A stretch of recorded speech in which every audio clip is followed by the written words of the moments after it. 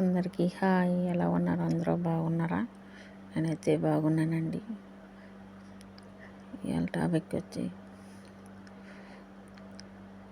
ఎవరో ఏదో అంటారని మనం ఇది చేసుకోవాల్సిన అవసరం లేదు. అందరూ బాగుండాలి, అందరూ నేను ఉండాలి, నా కుటుంబం కూడా ఉండాలి. అయితే ఈ టాపిక్ వచ్చి మరి మోసపోవద్దని నేను చెప్పాను కదండి. ఇవాళ కట్టుకున్న భర్త అయినా మనల్ని అర్థం చేసుకుంటే ఎంత దూరం వచ్చి మనం పని చేసుకోవాల్సిన అవసరం లేదు. ఎంత కష్టమైనా సరే భరించగలి ఇక్కడ పని చేసుకోగలుగుతున్నాం. ఏంటంటే అందరినీ వదులుకుని పిల్లల్ని, భర్తని, అత్తమామల్ని, పుట్టింటి వాడిని, అత్తింటి వాడిని అందరినీ వదులుకుని ఇక్కడికి వచ్చి మనం కష్టపడుతున్నాం. దేశం కాని దేశంలో అయితే ఎవరు కూడా మన బాధను అనేది ఎవరు అర్థం చేసుకుంటారు? ఎవరు అర్థం చేసుకోలేని పరిస్థితి. కాలంతో మనం కూడా పరిగెట్టాల్సి వస్తుంది. ఆడపిల్లల్ని చదివించేటప్పుడైనా మగపిల్లల్ని చదివించేటప్పుడైనా 1కి 4 సార్లు ఆలోచించి చదివించండి. ఎవరైనా చదువు లేకపోతే ఈ రోజుల్లో బతకడం కష్టం. మనకు ఆ కాలంలో చదువుకోమంటే చదువుకోలేకపోయాం, కానీ ఇప్పుడు చదివించాలంటే ఎన్ని స్కూళ్ళు వచ్చేసినాయి, ఎన్ని కాలేజీలు వచ్చేసినాయో. కానీ మన పిల్లలు చిన్న వయసు నుంచి కూడా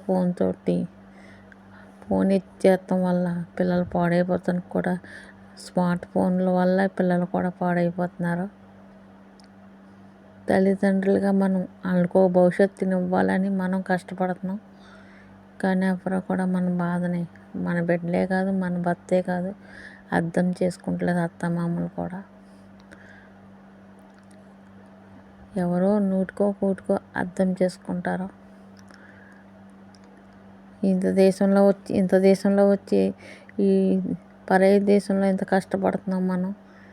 అదే మన ఇండియాలో అయితే పచ్చడి మెతుకు వేసుకునైనా మన కుటుంబంతో మనం తినచ్చు. అక్కడ డబ్బులు నిలబడదేమో, కానీ డబ్బులు అట్లా వస్తాయి. కానీ ఇక్కడ ఫ్యామిలీ ఒకటే ఉండదు, కష్టపడటానికి పని ఉంటుంది ఫుల్. కానీ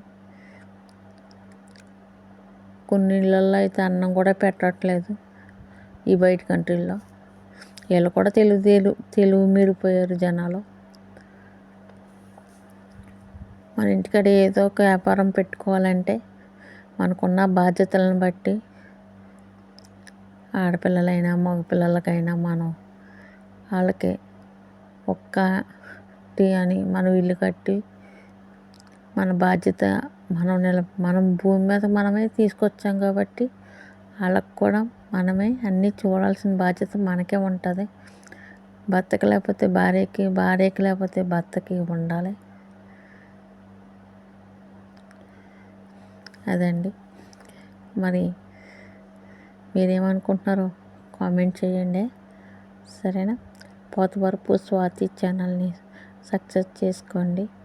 లైక్ చేయండి, షేర్ చేయండి, కామెంట్ చేయండి. మీ కామెంట్ రూపంలో మీ మెసేజ్ కోసం ఎదురు చూస్తాను. అందరికీ బాయ్ బాయ్.